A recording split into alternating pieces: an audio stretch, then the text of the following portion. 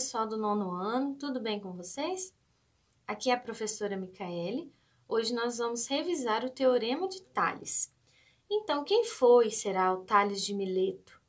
Ele foi um filósofo grego, né? Ele viveu por volta de 630 a.C.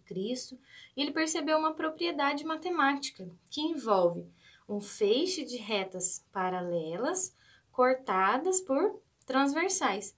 Ele percebeu que esses segmentos, olha só, que vai aqui, ó, do ponto A até o ponto B, e o segmento que vai do ponto B até o ponto C, ele percebeu que essa medida 2 e essa medida 6, elas formam uma razão, né? 2 para 6. Que se a gente observar do outro lado, nessa outra transversal, o ponto D com o ponto E e o ponto F, eles também vão formar uma razão que, juntas, essas duas razões vão formar uma proporção. 2x menos 1 para 3x mais 3. Então, ele percebeu que essa razão e essa razão aqui do outro lado, elas formam uma proporção. Onde que você vai aplicar o Teorema de Tales? Você vai aplicar para descobrir medidas desconhecidas. Então, na atividade sempre vem lá qual é o valor do x, né, qual é o valor do y. Então, sempre vai ter uma incógnita para você descobrir o valor dela. Aqui, no caso, como é uma proporção, basta multiplicar cruzado que nós vamos encontrar o valor do x.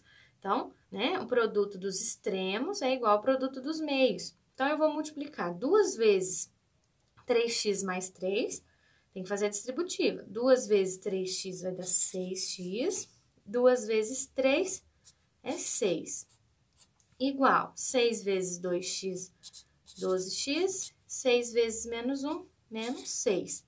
Aí eu resolvo a equação do primeiro grau. 6x menos 12x é igual a menos 6, passo para lá, menos 6. Então, vai ficar menos 6x igual a menos 12. Posso, né, multiplicar aqui por menos 1. Fica 6x igual a 12. E nós encontramos o x, né? Portanto, o x é igual a 2.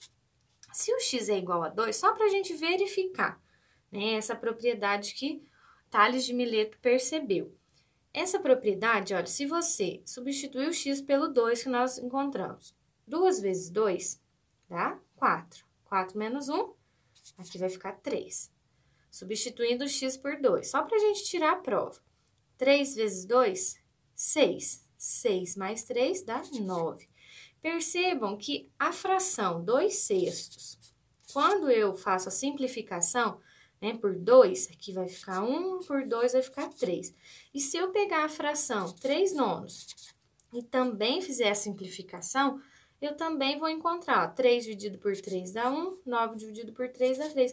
Eu vou encontrar a mesma fração na forma irredutível. Então, por isso que nós dizemos que os segmentos são proporcionais. Se eu pego a razão entre eles, eu encontro uma igualdade. Nesse outro exemplo, nós também vamos aplicar o Teorema de Tales, porque nós temos um feixe de retas paralelas cortadas, né, por transversais. Só que aqui tem que tomar cuidado, porque quando a gente monta a razão, nós utilizamos as medidas da mesma reta. Então, aqui no caso, o x, ele está para 9.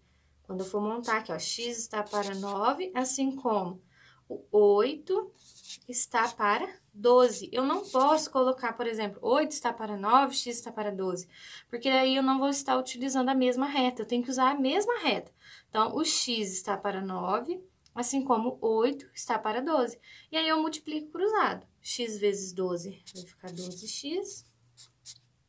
9 vezes 8, 72. Então, o x é igual a 72 dividido por 12 vai dar 6. Ou seja, o valor do x ali tem que ser o número 6. Vamos só substituir, só para a gente dar uma conferida, ó. A razão que nós temos é 6 está para 9. E aqui, 8 está para 12. Se a gente simplificar aqui por 3, eu vou obter 2/3. E se eu simplifico aqui por 4, também obtenho 2/3. Por isso que nós dizemos, então, que os segmentos ficam proporcionais, certo? Então, esse foi o Teorema de Tales.